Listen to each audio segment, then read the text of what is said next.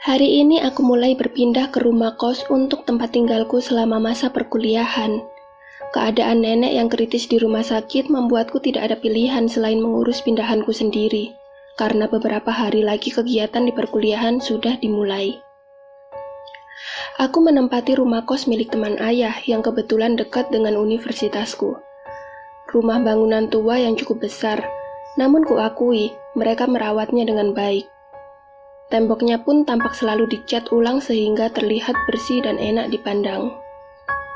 Setelah menatap beberapa barang, aku menelpon ayah untuk memberi kabar jika aku sudah sampai di rumah kos milik temannya sejak pukul 8 malam tadi. Aku berjalan ke arah jendela kamarku yang memperlihatkan ke arah jalan, dengan masih menunggu ayah menerima panggilanku. Lama aku mencoba berkali-kali, hingga aku pun menelpon ibu. Namun tetap sama, mereka tidak menerima panggilanku. Saat itu kupikir mereka sedang sibuk merawat nenek. Jadi kukirim pesan singkat untuk mengabari mereka. Jalanan yang kulihat terlihat sangat sepi.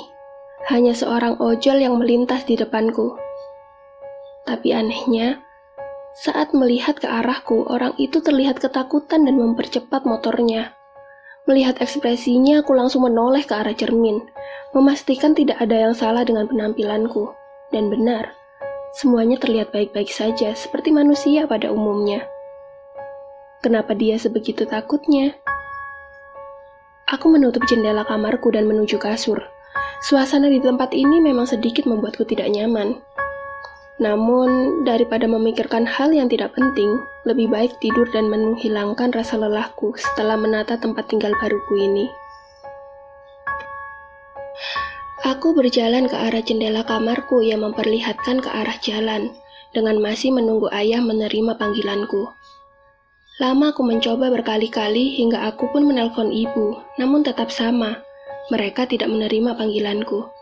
Saat itu, kupikir mereka sedang sibuk merawat nenek, jadi kukirim pesan singkat untuk mengabari mereka. Tapi, tiba-tiba, sebuah suara terdengar dari bawah kasurku. Suara itu terdengar lagi. Aku langsung bangun dan terduduk di kasur.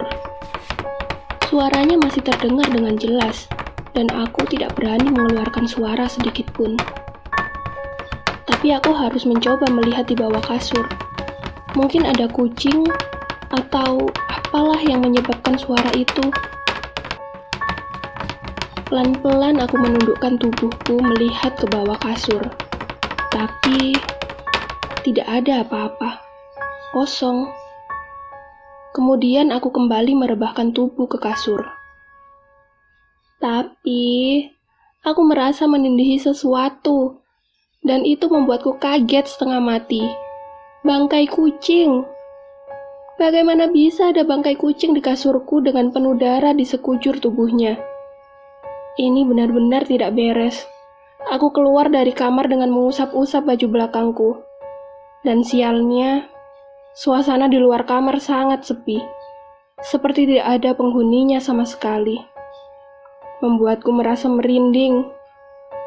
Aku jadi teringat Mbak Desi, gadis di kamar sebelah yang tadi sempat berkenalan denganku saat pertama kali aku datang.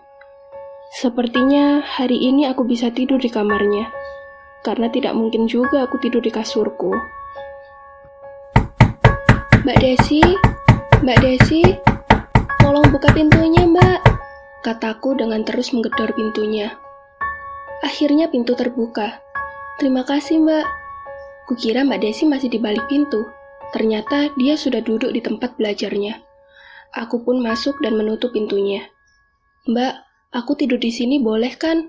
Maaf ngerepotin, soalnya di kamar boleh.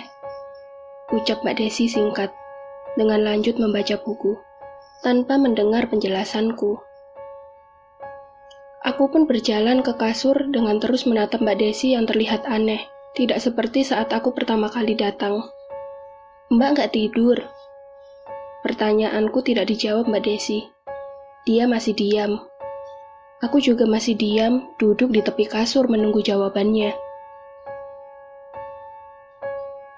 Tiba-tiba bau busuk seperti bangkai tikus menggembul di sekitar kamar.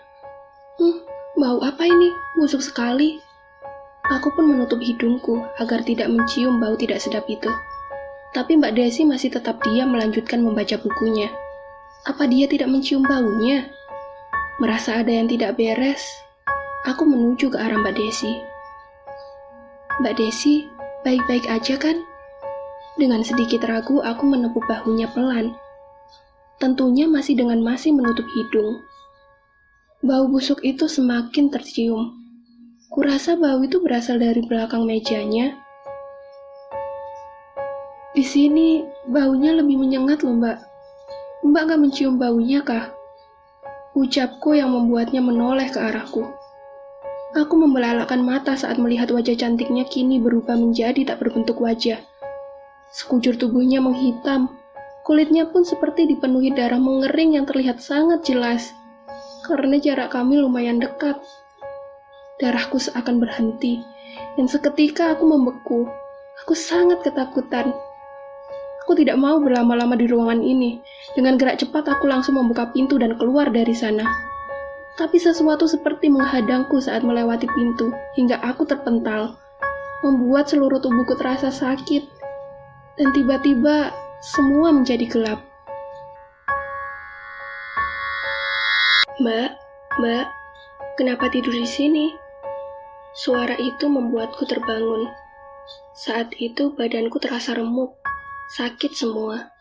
Aku sangat lemas. Seorang ibu parubaya membantuku untuk duduk.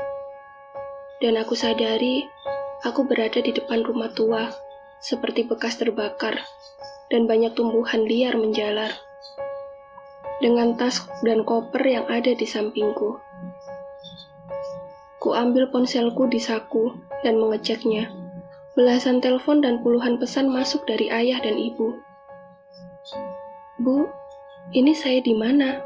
Tanyaku bingung. Ini Mbak di halaman rumah kos yang sudah tidak dihuni lagi. Memangnya Mbak mau kemana? Ke kos Bu Mina. Kos Bu Mina yang baru ada di sana, Mbak. Ini yang lama. Ayo kalau mau saya antar. Aku terdiam mendengar perkataan ibu itu. Tidak percaya dengan apa yang kualami semalam. Kejadian kemarin jelas semua terasa nyata. Akhirnya kami pun pergi menuju rumah kos Bu Mina yang baru. Di rumah kos itu terjadi kebakaran, Mbak, dan ada anak kos yang meninggal akibat kebakaran.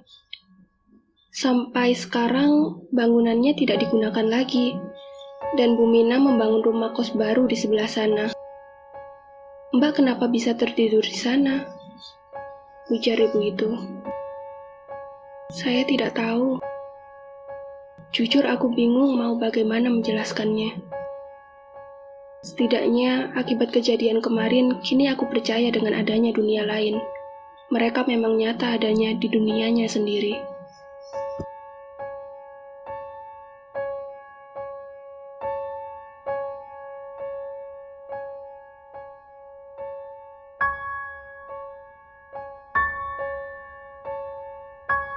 Bagaimana cerita kali ini? Tulis di kolom komentar ya. Bagi kalian yang suka video dan channel ini, silakan like, subscribe, dan nyalakan loncengnya, biar kalian tahu kalau Fiksiawan update video baru. Sekian video dari Fiksiawan. Luna akan menutup buku dan menyiapkan cerita selanjutnya untuk kita bertemu kembali di lain kesempatan. Bye-bye.